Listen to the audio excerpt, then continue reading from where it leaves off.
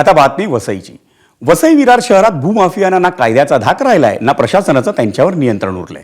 त्यामुळे शून्य अतिक्रमण धोरणाच्या वल्गना करणाऱ्या सत्ताधाऱ्यांचा आणि महापालिकेचा दावा फोल ठरलाय।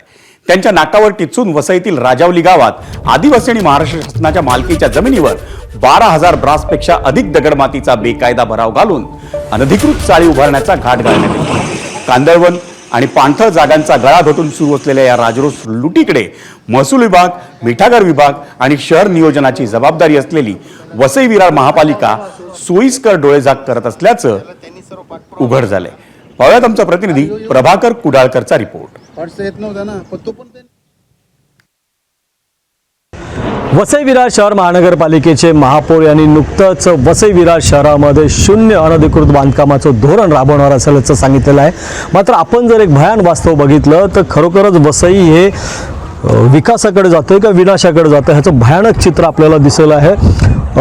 हा जो परिसर आहे हा राजवली परिसर आहे, हा पूर्णपणे मिठागराचा वस्ता आहे। या ठिकाणी काही शासकीय जमीन आहे, काही आदिवासी जमीन आहे, काही मिठागराच्या जमीन आहेत। अशी मिक्स जमीन असलेल्या या ठिकाणी भूमाफियाने पूर्णपणे उच्छाद मांडवलेला आहे।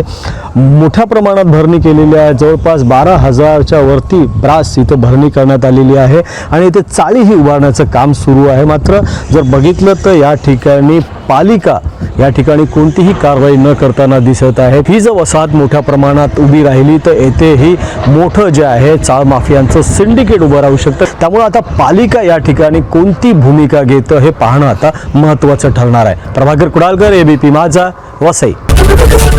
एबीपी माझा, उघडा डोळे बघा नीट।